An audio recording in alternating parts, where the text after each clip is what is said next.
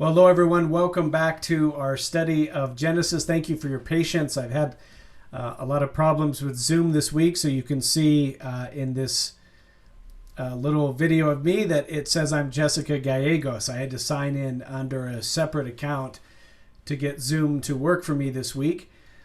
Again, it's always just a joy to be with you on this journey. I'm glad some of you were able to use this extra time to catch up with the study.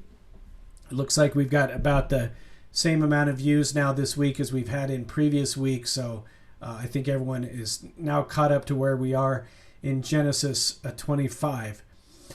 This is an amazing section of Genesis. I keep saying this every week. This is but this is really important to us as Christians, this particular section. We'll get a little bit of Isaac, mostly Jacob.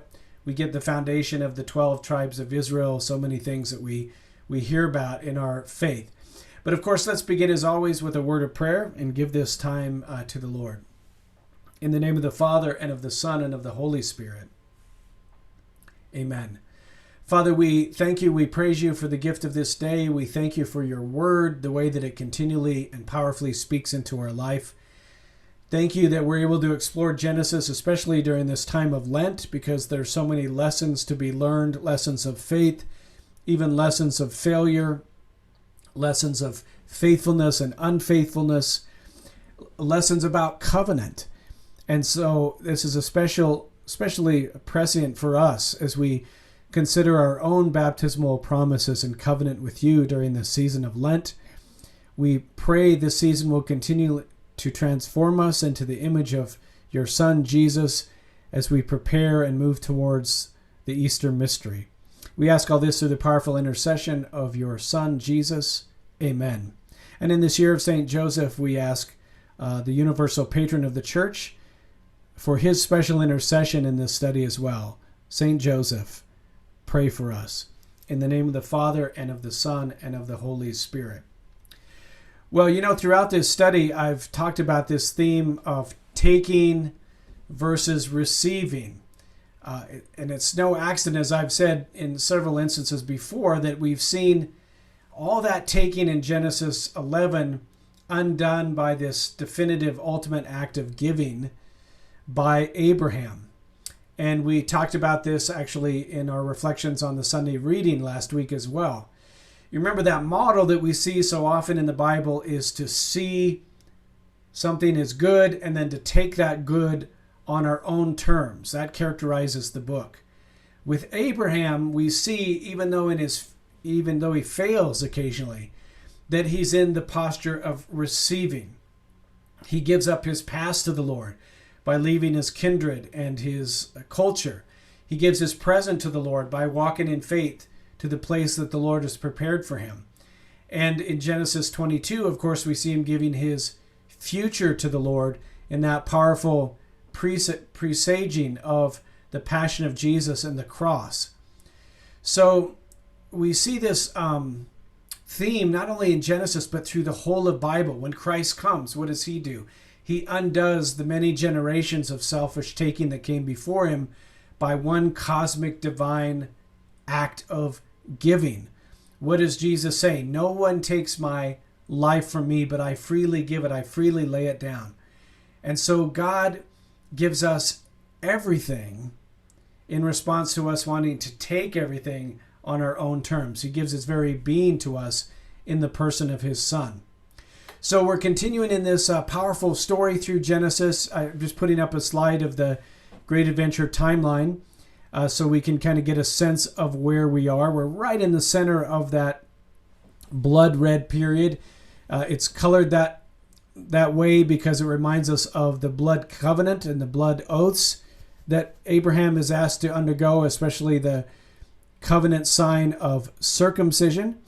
So if you look up at the top, those little medallions symbolize the different covenants throughout the Old Testament. So you've got one holy covenant with one holy couple. That's our first parents, and the sign of that covenant was the Sabbath. That's reaffirmed in Exodus. We had one holy family with Noah, and the sign of that covenant was the rainbow. With Abraham, it's the sign of circumcision.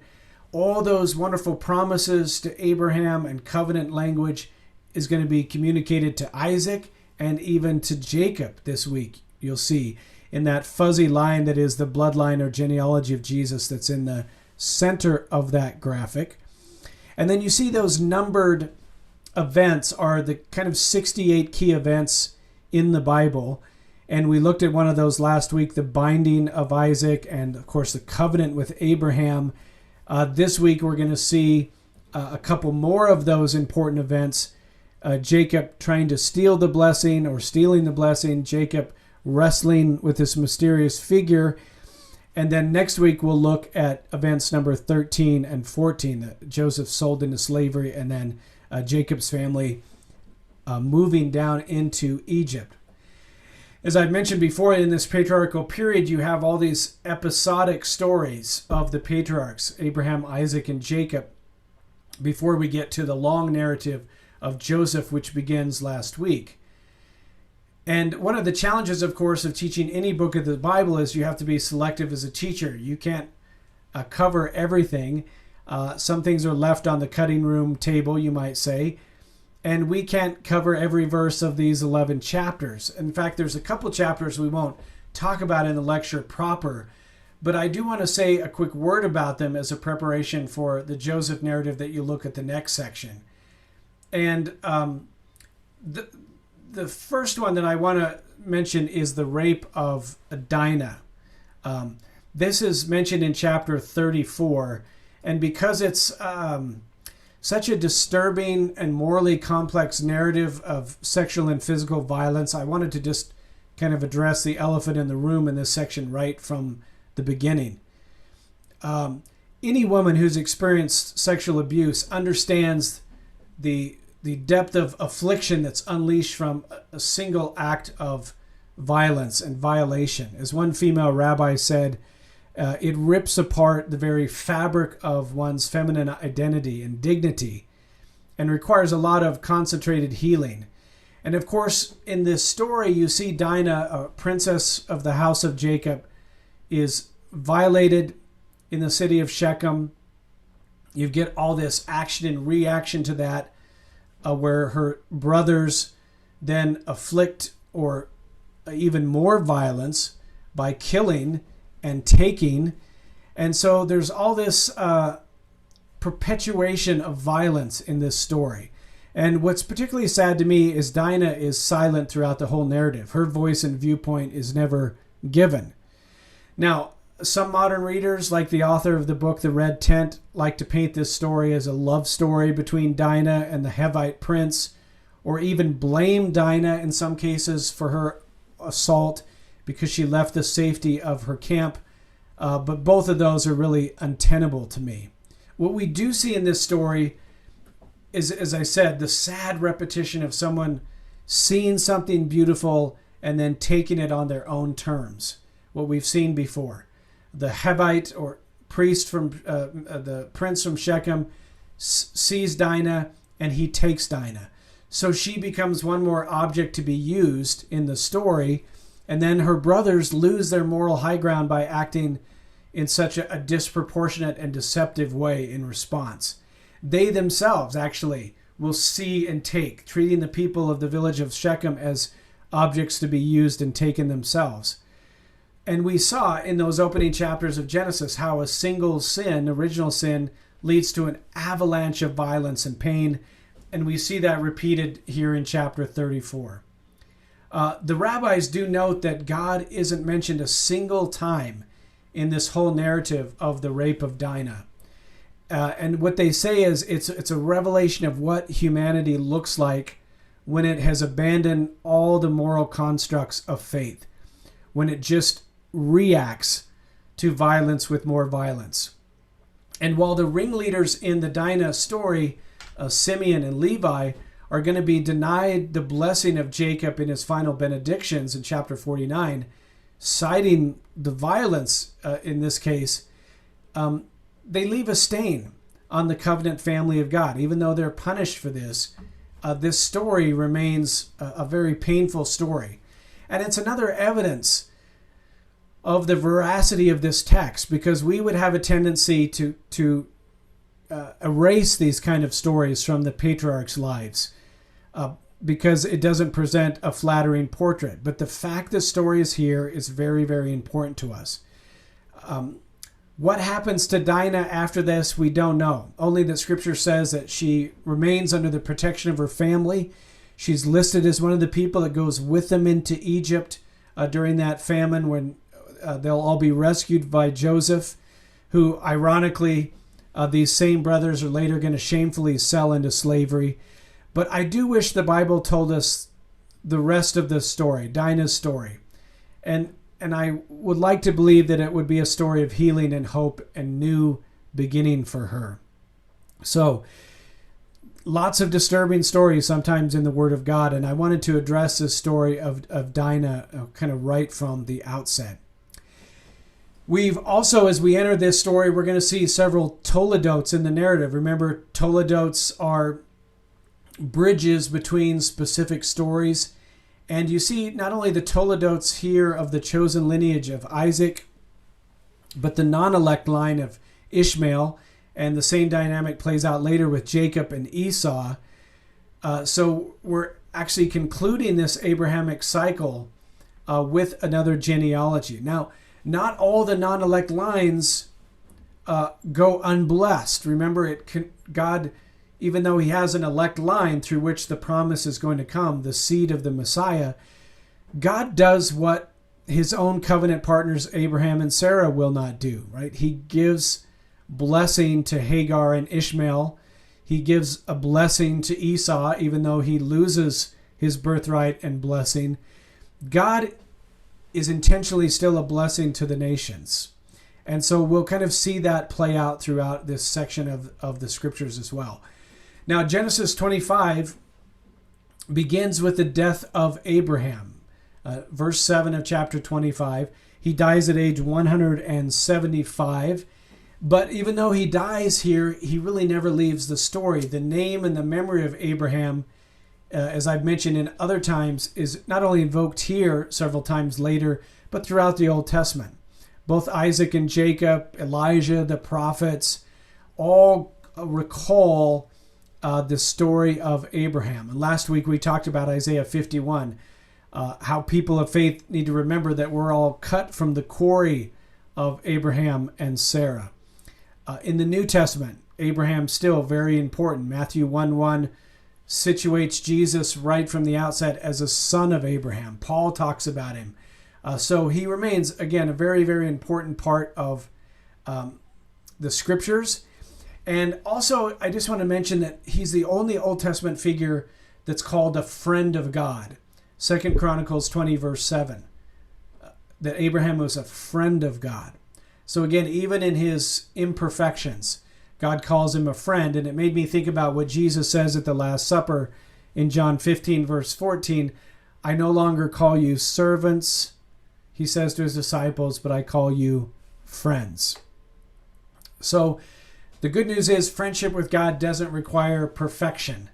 And I hope that encourages you as much as it does me. As imperfect as these figures are, we can ask any of the matriarchs and patriarchs of this part of the Bible to pray for us, that we will learn the lesson from their lives, because they're now with God in heaven. He's accepted them. So Abraham and Sarah are both considered saints in our calendar of saints, in our hagiography, and we can look to them for help as we study their stories. Now, when you were reading through this section, you were probably surprised, like I was, how little there is about Isaac. There was so much buildup to Isaac as the promised son, and then in the narrative, he turns out to be a rather unremarkable character in the story. Maybe the author wants us to have that impression that the power of the blessing, the power of God isn't conditional or limited by simply one link in that chain of blessing. And that Isaac isn't the center of the story doesn't mean he doesn't have a part to play. So he too is going to have to live out, though not very impressively, the call to bless and be a blessing, to pass on that blessing to Jacob, who's later going to become Israel. And again, his story, like so many others, reminds us that God is able to work with a broad range of capacities and incapacities in the human person. And that gives me hope. Now, last week we had that Hallmark Channel moment where Isaac meets Rebecca. They gaze in love across the field. They fall into each other's arms. And it seems to be happily ever after. But in fact, they have a very difficult time getting pregnant in the story. If you pay attention to the ages in this section of Genesis, and we talked about how important that was for the binding of Isaac to know that he's 37 years old, Isaac and Rebekah will wait almost as long as Abraham to get a son. Remember, Isaac is in his late 30s when he meets Rebekah. It's not long after the death of Sarah, because she actually consoles him as he's still grieving his mother. But he's in his 60s when he becomes a father. Verse 21, of course, tells us that Rebekah finally conceives, but she's pregnant with twins. And Rebekah is actually at the heart of this section of the covenant narrative. Remember when we looked at polystrophes or chiasms, that at the center of many of those structures in the scriptures was the phrase that God remembers a particular person. He remembers Noah. He remembers Hagar. Well, at the center of the Joseph polystrophe, we find Rebekah. Actually, she's at the very center of all of the themes in the story. So if you look at that polystrophe for a moment, this is from Lawrence Fishbane's book, Text and Texture. You've got Rachel struggling in childbirth at the top A, and then if you go down to that bottom theme, you see her struggling again later on in chapter 35. And again, you just follow those themes of barakah and blessing, of covenant, of deception, of divine encounter, till you get to the center of the story, which is God remembering Rachel. And that word remember, as you may recall, sakor, means the favor of the Lord is upon this particular individual. It's not like God forgets and then kind of comes to his senses.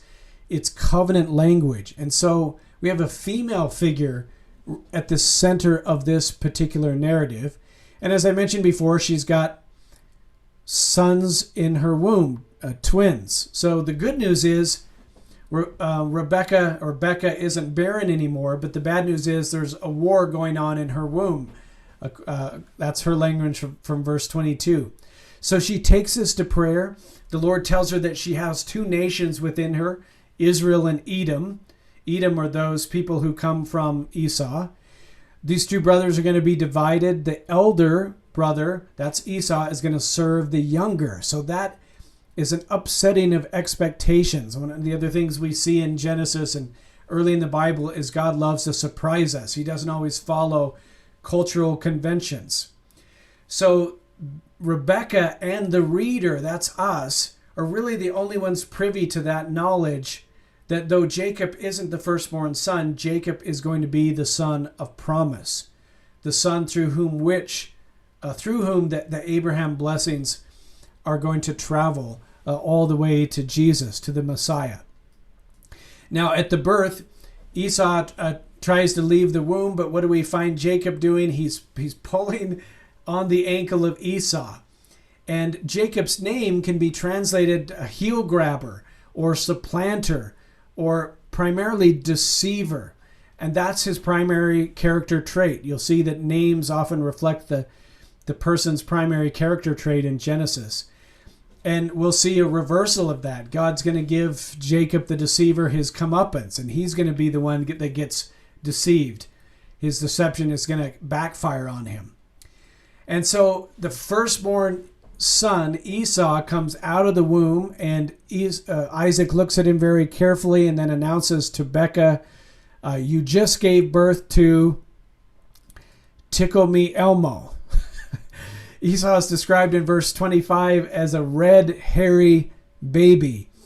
And lots of wordplay here in the Hebrew language. Esau means red. Edom, the country of Edom, has that same root. Even the lentil soup that he's going to lose his birthright over is red. And it's also a symbol of Esau's personality. He's fiery. He's driven by his passions. He's appetitive. That is, He doesn't use his reason to make decisions, but he's always living out of his passions. And we're going to see a passionate descendant of Esau, a very famous Edomite. You might not even have known he's an Edomite later in the Bible, and that is Herod the Great, and then the other Herods who will follow. There's at least 4 Herods in the Bible, and they're very violent and driven by their passions as well. And that's why the Jews had such a struggle with Herod, who was appointed the king of the Jews, because he himself was an Edomite. He wasn't a descendant of Jacob or of the tribe of Judah. So, of course, as the story progresses, the 2 sons get older. Esau is going to become a hunter, very kind of outdoorsy kind of fellow. Jacob seems to be a bit of a mama's boy who stays close to home. And Esau comes back from one of his hunting expeditions, basically says like a teenager, using hyperbole, "I'm starving to death." And Jacob, because he's a deceiver, he's going to take advantage of this moment, says that he will provide some of his lentil soup to his brother if his brother will give him in return his birthright. His Bekorah, Bekorah, Bekorah. And a birthright was nothing insubstantial or unsubstantial. It was a double portion of the father's estate. It was significant. And it's different from the blessing. So there's the Bekorah, the birthright, and then there's the Barakah or Barakah, the blessings of the Lord. So later we will see blessing, which is different from the birthright. The blessing doesn't always follow the firstborn son principle, as I said before. So we see something kind of working its way out here. And of course, verse 34, you see him, again, very passionate. He ate, he drank, he got up, and he went his way. And it says that Esau despised his birthright. Literally in the Hebrew, it meant nothing to him. It had no more value than a bowl of lentil soup. And that's another evidence of Esau's character. He doesn't see the long term. He lives in the present moment in his passions. In fact, even the word for eating there is the word in the Hebrew only used for animals eating. You've probably seen your teens eat like animals as well. So the first kind of encounter we see between these 2 as adults, Jacob is deceiving, Esau driven by his passions. And then we have a threat to the family of God. This is consistent with these covenant stories, a threat of a famine. Now remember, the last time there was a famine in Genesis, Abraham went down to Egypt, and that created a whole problem where Abraham wasn't a blessing, but he brought a curse down upon the house of Pharaoh by passing off Sarah as his sister. So what does God say to Isaac? Whatever you do, don't go down to Egypt.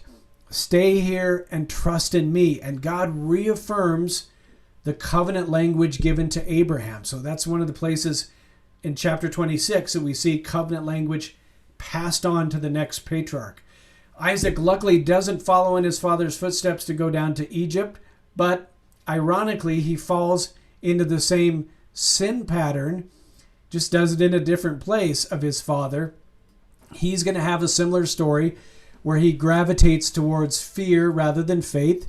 He tries to pass off Rebekah as his sister, but he's not as successful as his father in the beginning. He can't even keep up appearances. He gets caught in a PDA, a public display of affection, by Abimelech. It's not probably the same Abimelech we saw earlier in Genesis. Abimelech is a royal title. It means father king. So it's probably just a different tribal leader. So what's the invitation again to Isaac after he gets caught? God has to bring him back from fear to faith. He encourages Isaac, don't act out of fear. And in 26:24, he reaffirms covenant. Fear not, trust in me for Abraham's sake.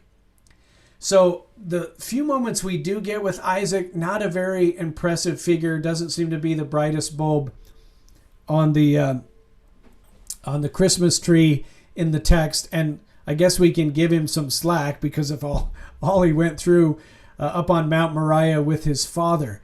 When we see him next in the story, he's old, his eyes are dimmed, he imagines himself near death. This is Genesis 27. And we are all pretty familiar with this story as well. He tells Esau to go get a deer, prepare a savory dish for him, and he's going to give Esau the powerful, important blessing, the barakah. He's already lost his birthright, the bekarah, but the barakah is going to be his. That's what Isaac is thinking, because he's the firstborn son, so the blessing must follow the birthright. And here is another threat to the covenant. Isaac's favoritism is now the threat to the blessing. But it is kind of implied in the text that he knows it should go to Jacob, but he loves Esau more. Now, who's listening in the background when he tells Esau, prepare me this meal and I'm going to give you my blessing, my covenant favor? Rebekah is listening. Now, the question is Rebekah going to trust the Lord and wait on the Lord in faith? She knows the Lord gave her that promise that the elder will serve the younger. The blessing is going to go to Jacob. But will she trust the Lord to accomplish that? And based on how we've seen things go in Genesis, we can kind of discern what's going to happen. She doesn't trust the Lord. Like Abram and Sarai before her, she creates a plan B for God. She doesn't believe God can accomplish this without her help. So she's going to help God to give the blessing to the right son. She recognizes she only has a few hours. So what does she do? She goes to her son Jacob and says, and you see this several times, obey my word. Do what I say. It's the exact same language that Sarai says to Abraham earlier in the narrative in order to take her son, her handmaid Hagar as wife, their plan B. And this language, it goes all the way back to original sin between Eve and Adam. But I want to affirm, as I said before, husbands, always listen to your wives. This is no justification not to take their advice. They're almost universally correct. But she's going to take responsibility for this. She uses the skin of the goat that she's going to make the savory meal with to cover Jacob. It's the kind of first extreme makeover. And it's the first of multiple stories where garments and goats are used to deceive in the book of Genesis. So as I mentioned before, you kind of know the story. Isaac calls in who he thinks is Jacob, or who he thinks is Esau rather, and it's Jacob. Jacob says, here I am, I'm Esau. Isaac's kind of confused. Hey, you sound just like Jacob. Let me feel you. So Jacob covers, of course, his hands and his arm and his neck with this goat skin. He feeds his father food and wine, verse 25 mentions, so that further is going to affect his reason. And the kind of last clincher is Isaac smells the dirty goat pelt and says, yep, that's my Esau. That's what he smells like. And so the blessing, the coveted blessing, gets transferred to Jacob, verses 25 through 29. Esau returns presumably a few minutes later with his venison stew, ready to get his blessing, and he discovers the deception. It says in the narrative that Isaac trembles violently. He's upset. In rabbinic tradition, it talks about him kind of shaking in his boots. Why is that? Because he recognizes that God intervened here in a dramatic way to prevent Isaac from robbing Jacob of his blessing. That Isaac's own favoritism for Esau was an obstacle to the blessing getting transferred to the correct son. Of course, Esau also is very upset. You see in verse 36 of this chapter. In fact, he says to Jacob, you're exactly what your name implies. You are a deceiver. You took my birthright, and now you've taken my blessing. But remember in that earlier story, Esau despises his birthright. He gave that up very willingly. Isaac, in turn, is going to give Esau a very modest blessing, but everyone involved knows this is not the special blessing that Isaac gives Jacob. And again, we see a story where God writes straight with crooked lines. This wasn't the ideal way for the blessing to flow through Jacob, but somehow God works through all of our messiness. Esau, in turn, is going to plan the death of Jacob. There's a tension that builds in the story. So Rebekah steps in again in verse 43 and says, obey my voice again. Get out of town. Go up to Haran, which is her home. It's where Abraham was earlier in the narrative. Get a wife there. If you stay here, you're going to die. Now, sadly, this is the last time that Becca is going to see her son Jacob. He's gone for 20 plus years. And maybe that's her punishment. Her lack of trust in the Lord means she's never going to see her son again. Jacob heads north to Haran. It's 500 or so miles. It's not a short journey. And Jacob, it seems, has his first God moment, his first personal experience of the Lord. He's probably heard about Yahweh from his grandfather and his father. Well, he never would have heard from Abraham directly, but he would have heard of Yahweh. But there's no indication yet that he himself is a person of faith. And so in chapter 28, he goes into a dream. And in this dream, he sees this famous emblematic ladder, this portal between heaven and earth. The Lord comes to him in the vision and says, I am the Lord, I'm Yahweh. He confirms with Jacob now all the covenant language that was given to Isaac, all the covenant language that was originally entrusted to Abraham. And Jacob is awestruck by this place. It says he's fearful, but it's that sense of awe or wonder. And he calls this place Beth-el, the house of God. We maybe talked about this before, but anytime you see B-E-T or B-E-T-H in the Bible, that's the word for house. El is short form for Elohim, which is the general term for God, just like Joe would be for Joseph. So Beth-el is house of God. Bethlehem means house of bread. Lechem is bread. So this place, Bethel, is a kind of temple in the world. It's a place where divine and human can come together. And Jacob has this personal encounter with the Lord. Now, he's going to enter into a relationship with the Lord, but in verse 20, you'll see it's kind of an if-then conditional relationship. It's evidence that Jacob has faith, but his faith is still immature. If you do this, Lord, if you show me this, it's kind of like throwing out your fleece that we see with Gideon later in the Bible, then I can really trust you. It's a bit of foxhole religion. We all do this probably at some point in our life. God, if you'll just get me out of this one problem, I promise you, I'll serve you the rest of my life. I'll pray the rosary every day. I'll go to Mass, and then God gets us out of our problem, and we had our fingers crossed. Aha! And we fall back into those same patterns of sin again. That's immature faith. Now, in the following chapters, we're going to see the Jacob story unfold in Haran, and we're going to see him marry the two sisters, Leah and Rachel. And that's going to be chapters 29, 30, 31 in the story. And where does Jacob meet his wife in chapter 29? His wife Rachel, he sees her at a well. Now this is really important, and I'm going to be talking about this in our upcoming Sunday reading reflections this week, because for our scrutiny readings, the special readings, this will only be at the 11 a.m. Mass. We have the story of the woman at the well. And whose well was it where Jesus is meeting the Samaritan woman? It's Jacob's well. So where would our mind go? And why would John's Gospel give us that clue? Our mind's going to go back to Genesis 29. When was Rachel at the well? At the height of the day, a height of the heat. That's when Jacob meets Rachel at the well. When does Jesus meet the Samaritan woman at the well? At noon. So this story in John's Gospel is full of nuptial language.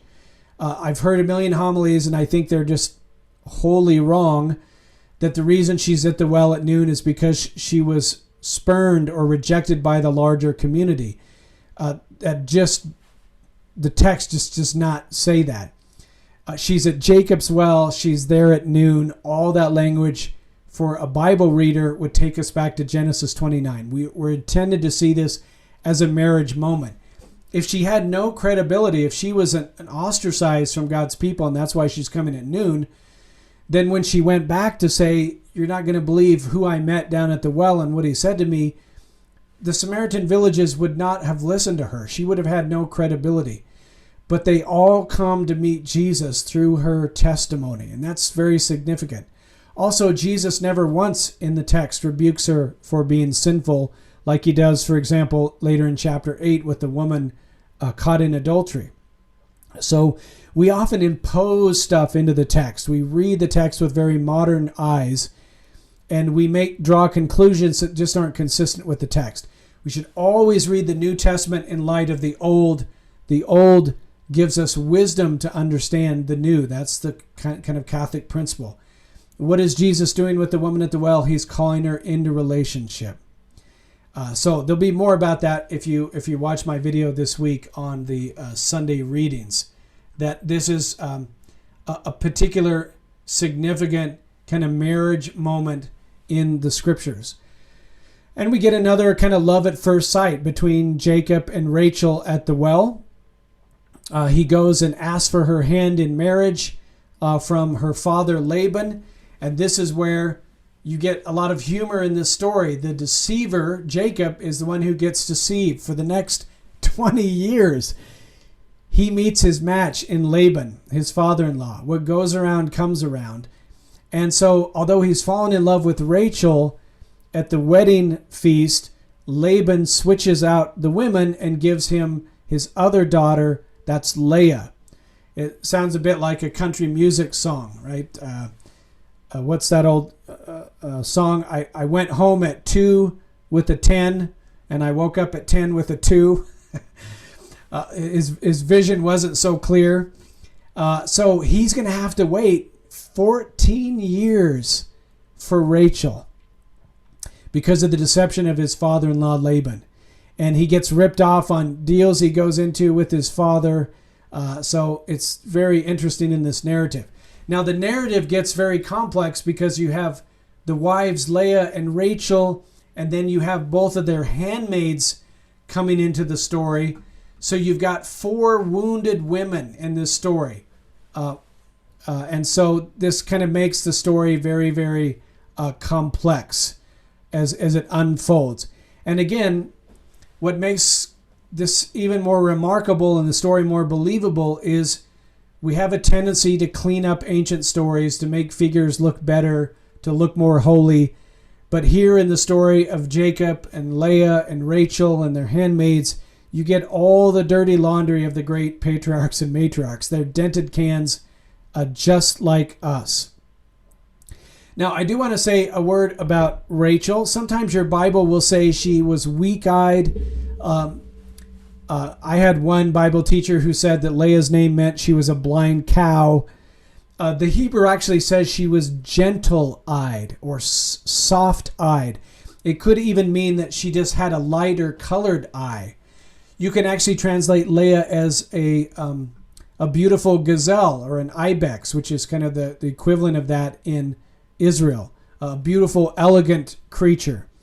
So don't kind of key into these ideas that Leah was kind of the ugly, homely sister and Rachel was the beautiful sister. All the evidence actually in the original Hebrew is she was a beautiful person inside and out. But she's wounded through all of this. Imagine being given by your father to a man that you know is in love with your sister and having to enter into that relationship. So that's why I joke that this is kind of classic Desperate Housewives with Leah, with Rachel, with her handmaids Bilhah and Zipphah. It's a difficult time in the story. And it can be very hard to track sometimes. So that's why I gave you the handout ahead of this lesson that shows you the 4 women that Jacob has children with, and then the 12 sons of Israel. And of course we get the two sons of Joseph, who are going to be given a special blessing later, Manasseh and Ephraim. But so you can see who are the mothers in this narrative. What children belong to Leah, what children belong to Rachel, and so on in the narrative, and Bilhah and Zilpah in the story as well. So we're not going to go into a lot of detail of that story, but eventually Jacob is called by the Lord in chapters 31 and 32 in a real shift in the text to now take this big family of his, all of his family, all of his flocks, and return to the land of promise. And because his father is a deceiver like him, his father-in-law, he's got to leave in the night to escape Laban, who would have probably tricked him into staying another decade or two. But who's been waiting for him back in the Holy Land all these long years? Esau, who was seething with anger when Jacob left. So as a reader, we're imagining this is a huge threat. This is life-threatening what God is asking Jacob to do. But he's leaving Haran and going to the place of promise, which is exactly the journey that Abraham took earlier in the narrative. And Jacob is now going to be called to trust the Lord with his present and his future by going back and having to encounter Esau in the story. Now, along the way, it says in chapter 32, verse 2, that angels of the Lord met him on the way. He names that place Manaheim, Manaheim, which means the two armies, or the two great camps. And some speculate that maybe these are Jacob and Rachel's guardian angels. Of course, in angelology and in the Bible, angels protect regions of the world and specific individuals. It's where we get the idea of guardian angels or territorial angels. And before he goes into the land, though, Jacob is going to send his servants ahead to kind of spy out the land. And they come back with good news and bad news. The good news is, Father Jacob, we found Esau and he's alive. The bad news is he's coming here with hundreds of soldiers. Now remember, it's not just about Jacob and Esau anymore. He's got wives, he's got children, he's got servants, he's got flocks. How is the deceiver going to respond? Has he matured? Will he turn to the Lord and trust in this moment?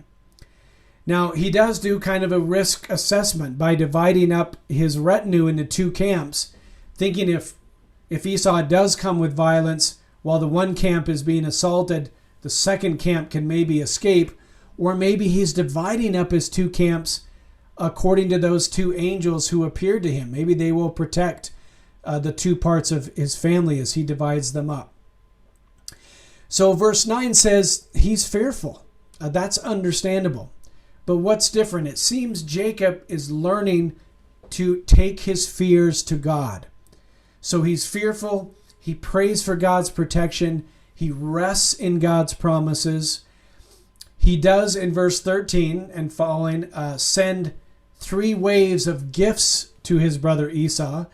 And some believe that this very specific gift, you get the number of animals in very minute detail, was specifically a repayment to Esau for the Bekorah. Remember, the Bekorah is the birthright, the double portion of the father's estate. So Jacob very carefully kind of determined what would be the double portion of Isaac's estate at the time that I took the birthright for a bowl of soup. And those are the gifts that he sends forward ahead of him. And what does he have his servant say? These gifts are coming from your servant Jacob. So that's a reversal of the language. Remember, Rebekah, the older will serve the younger. Jacob is going to use language of humility, language of submission. And then Jacob finds himself alone the night before his encounter with Esau. Now, remember the last time we saw another patriarch alone at night, Genesis 15, we had that self-maledictory oath where the smoke and the lamp go through the divided parts of the animals. But this is going to be a different kind of encounter with God. This is the famous wrestling with the Lord. Jacob, in this mysterious moment, wrestles with a person until daybreak. And this mysterious figure is even going to wound Jacob's hip or thigh, because Jacob is not going to let go of this mysterious wrestling companion until what? Until he gets a blessing. What is blessing?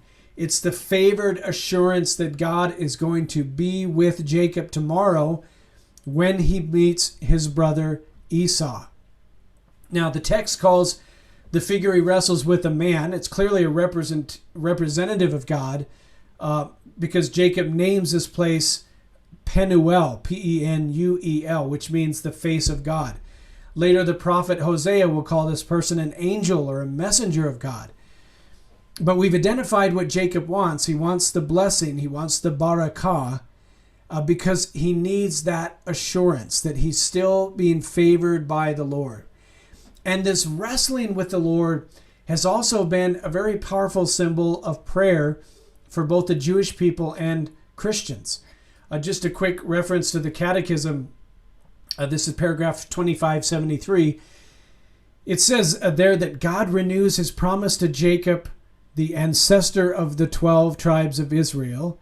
And before confronting his elder brother Esau, Jacob wrestles all night with a mysterious figure who refuses to reveal his name, but who blesses Jacob before leaving him at dawn. And then it goes on to say in 2573, from this account, the spiritual tradition of the church has retained the symbol of prayer as a battle of faith and as the triumph of perseverance.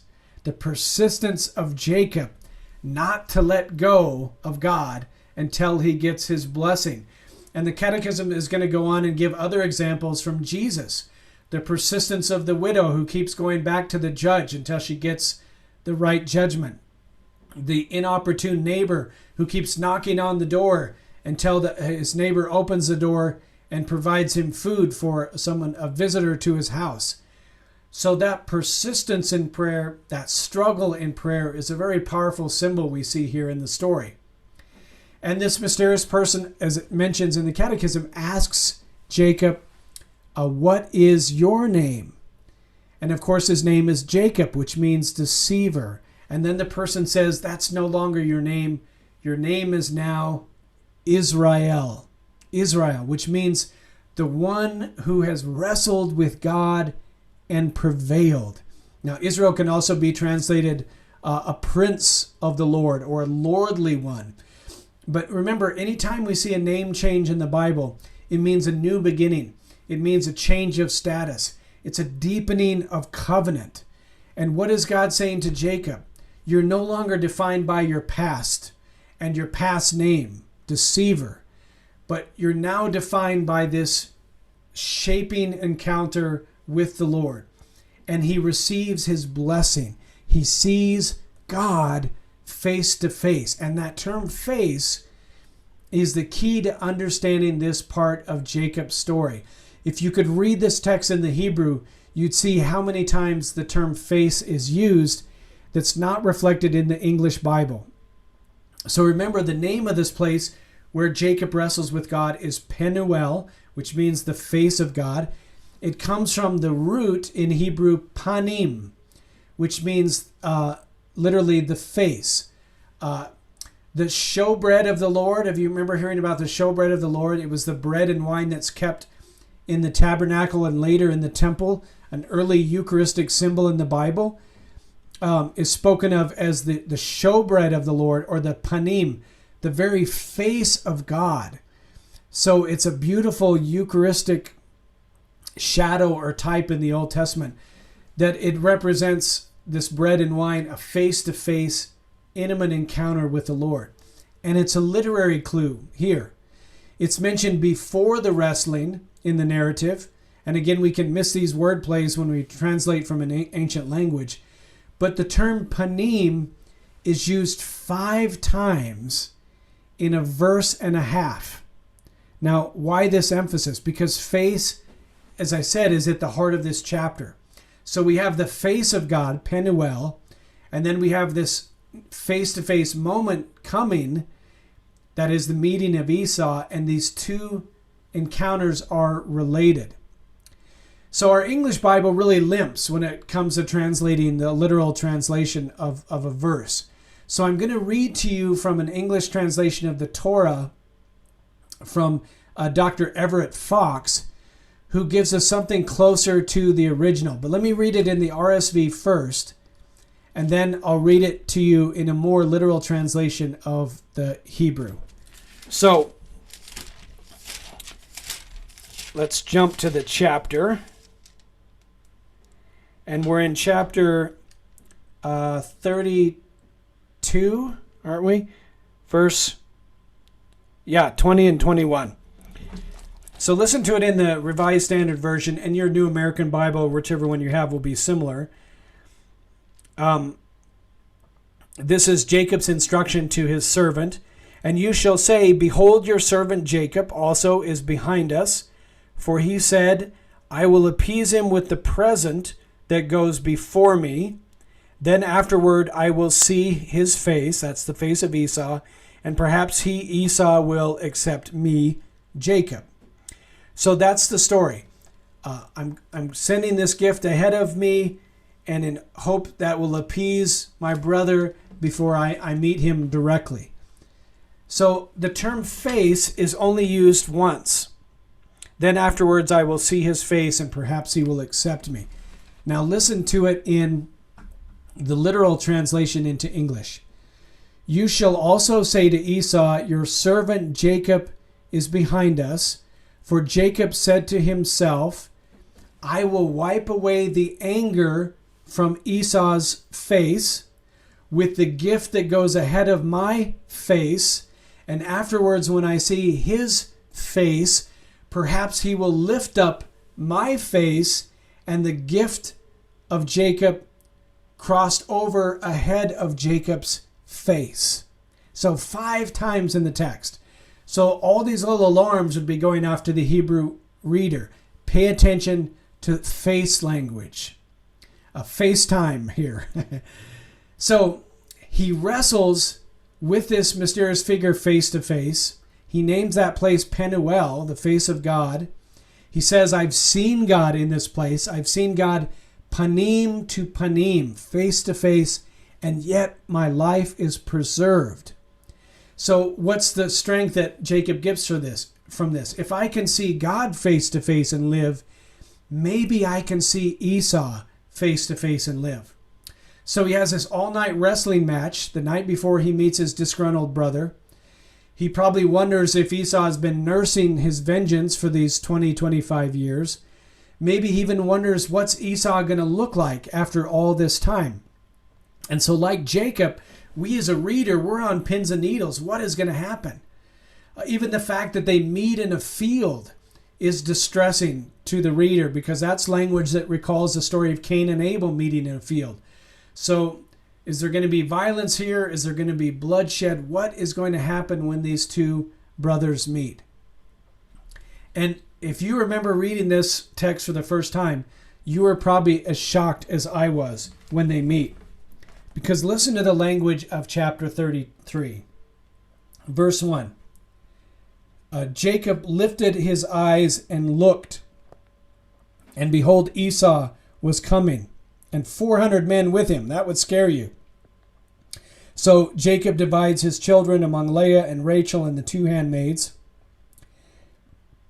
He put the maids with their children in front, and Leah and her children next, Rachel and Joseph last, and so on. But he himself passed on ahead of them and bowed down to the ground 7 times, that's covenant language, until he came near to his brother. And then look at this language, verse 4. Esau ran to meet him, and he embraced him, and he fell on his neck, and he kissed him, and they wept. Wow. Were you surprised by that? I mean, what does that sound like? It sounds like Luke chapter 15. It sounds like the prodigal son. In fact, in Jewish thinking, this is their story of the prodigal son. This is a story that Jesus, in a sense, has in mind when he tells the parable of the prodigal son. The restoration of family relationship. Although in Jesus' telling, remember, the older brother resists receiving the younger brother back, but the father is the one who is showing the love. So you have this unexpected encounter. Esau is not disgruntled, but Esau is happy to see his brother. Maybe that 20 plus years, he recognizes how little he appreciated the birthright of his father, that he would give it away for a bowl of soup. Maybe he learned that he could walk in blessing while not being the particular chosen son. He could still be blessed. He could still have a wonderful family, which he does, and a wonderful life ahead of him. And look at what Jacob says to Esau. To see your panim, to see your face, Esau, is what? To see the panim of God. To see you is to see the face of God. So some believe that the mysterious man that Jacob wrestled with all night had the face of Esau. And so when Jacob has this moment, it would have been explosive. This is the one I'm wrestling with all night. You see, our human relationships are always bound up with our relationship with the Lord.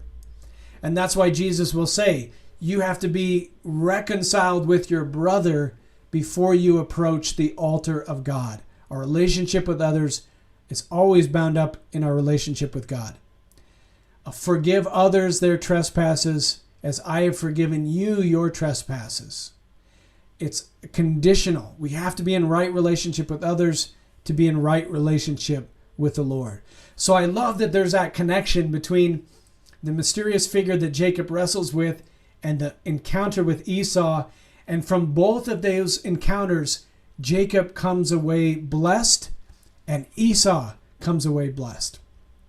I want to leave with one final image, and that's what happens at Penuel with Jacob. He leaves Penuel with a limp. Remember, the figure that he's wrestling with just thinks this guy is never going to give up, so he wounds his hip socket. So he has a permanent limp, a permanent, in a sense, scar the rest of his life from that encounter. And I've always loved that image, that the rest of his life, Israel, Jacob, is going to walk with a limp. He's never going to forget that pivotal turning point encounter with the Lord. And I'd like to think that sometime later, Israel will be hobbling along past a mother and child, and she'll say, do you see that man, little one? Do you see how he limps? Let me tell you the story of Israel. Let me tell you about someone who wouldn't let go of the Lord until he got his blessing, who reconciled with his brother, who learned and grew in faith and went from being a deceiver to a lordly prince in God's purpose and plan. He will never walk the same after his encounter with God. And I'd like to think that could be said of us. When someone sees us walking as a follower of Jesus, they will see that we walk differently in this world because of our encounter with the Lord. Not a physical impediment, but a particular way of moving through the world, a particular distinctive way of seeing the world, bringing the kingdom of God into our world. Paul, you might remember when we did our Ephesians study, said, follow God's example, therefore, as dearly beloved children, and walk in the way of love, just as Christ loved us and gave himself up for us as a fragrant offering, as a sacrifice to God. How do we walk in love? We see our whole life as a gift to give away to the other. Or how St. John puts it in his, is it the first letter of St. John? It gives me great joy, he says, to find your children walking in the truth just as the Father commanded us to do. So may we walk away from this text of Genesis this week with a renewed vision of how powerful God's promises are, how they can work through all the messiness of this family, of the desperate housewives, of how a family unfolded. Who would have imagined that the great 12 tribes of Israel would have come out of such messiness, and yet God's covenant endures and perdures through this. We can be so grateful that we see people mature, and we can see how we can mature. We can be invited to persevere in our prayer until we get the blessing of the Lord. and to be reconciled to others. I hope this season of Lent you are flourishing in faith. I hope you're taking advantage of all the opportunities of this year and this season. Our second episode of Saints for the Season comes out this week. It'll come out on Friday. Jessica Gallegos, our DRE, will teach us about Carlo Acutis, the first blessed of the millennial generation, and how we can be inspired by his life, the way he walked the path of love for the Lord. Again, just a reminder, on our website, we have many, many resources for you to go deeper in this season of Lent. We're still in the midst, around day 16 or 17 of our daily consecration to Joseph. You can jump in at that process at any point and prepare yourself for March 19th for the Feast of St. Joseph. And what's really cool in this year of St. Joseph, next session, we're going to explore the Old Testament figure of Joseph and how he's connected to Joseph, the earthly father of Jesus, and he's also a prefigurement of Jesus himself. So as always, we want to close with the benediction of St. Jerome. Read often, learn all that you can, and when sleep overcomes you, may the scriptures still be in your hands, and when your head falls, may it be on the sacred page. God bless you. Thank you for joining me here today. Again, in this study, it's been such a joy to be with you. And a couple of you have already written and shared with me your ideas for a future lesson. In particular, I'm looking for future books of the Bible or persons of the Bible that we can pick up this kind of Monday night Bible study and try to keep this going as much as we can in the coming year.